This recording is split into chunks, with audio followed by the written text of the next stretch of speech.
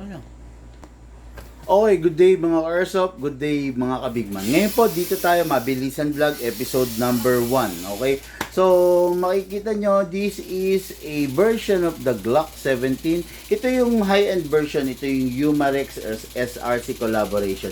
Ito po mga ka-airsoft, yung original version ng Glock na fully licensed. Okay, mapapansin ninyo, meron po siyang tatak, meron siyang label na Glock na nakalagay. Fully licensed po yan. No? Hindi po ito yung China model. Ito po yung fully licensed na naka full steel CNC ang internals. Kung mapapansin ninyo, yung loob niya is hindi recycled alloy. Okay? Mapapansin ninyo, steel CNC din. Look at this hammer, stainless po yan. Okay, hindi po yan alloy. Ito po yung high-end version. Isang mabilisan lang po ito. Unit po ng ating Airsoft Jim Bondok of ano yun, code name niya po yun, no? Hindi po yun yung tunay niyang pangalan, pero yun yung tawag sa kanya. Jim Bondok of Pasig City. Ito po yung unit niya. Demo test par natin. Siyempre, isabi nga, isang mabilisan para lang maipakita sa inyo na malapitan. Ito po yung unit niya. Spray po tayo sa ibabaw para po hindi maubos ang barrel. After na ma-sprayan sa ibabaw, kasa po natin, ilak natin manually, then spray po tayo ron sa loob, doon sa nozzle. Itong unit na to mga ka-airsoft, full upgrade version.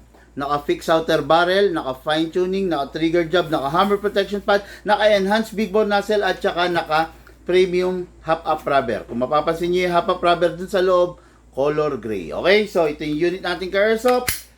Magazine tayo. Sa magazine, ito yung magazine. Dalawa ang nilalagyan ng silicone oil, number 1 and number 2. Okay? Lagyan natin ng silicone oil. Huwag papabayaan sa silicone oil. Huwag papabayaan sa silicone oil mga airsoft kasi yung unit natin para tumagal ang buhay. Dito po, dalagyan sa inlet valve. After that, ito po. Press the valve, then spray.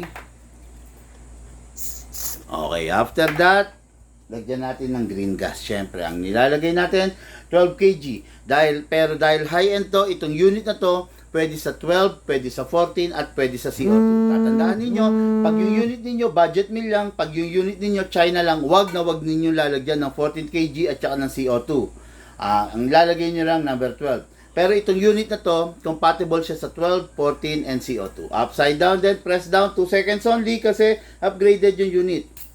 1, 2, that's it, 2 seconds, no? Tapos, syempre dahil upgraded, kung hindi upgraded yung unit niyo, lalagyan nyo lang 0.20 grams na balad. Pero dahil upgraded, ang ilalagay nyo, 30 grams, okay? Hataan natin ito pababa, mga airsoft, all the way, then pump lang po tayo ng bala. Okay. Ganyan ang proper orientation ng bala, left, right, left, right, left, right, wala pong dapat bungi. Okay, pasok na, yung base pad. Inalis ko. Ayun. Pasok natin itong base pad, huwag kakalimutan mga airsoft pa. Pasok natin, slide it down, okay then, that's it. Okay, pasok sa unit.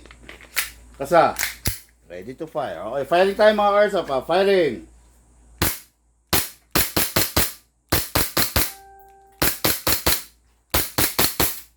Okay, unit natin ka-airsoft, Jim Bondok of Pasig City, codename Jim Bondok, aka Jim Bondok. Ito na po yung unit mo, fully licensed, full upgrade version of the Glock 17. Napakaganda, napakatikas, napakatindi. Ito yung unit na pinapangarap ng karamihan.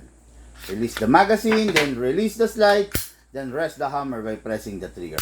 Maraming salamat po sa inyong lahat, mga ka-airsoft na nanood ng ating Mabilisan Vlog Episode 1.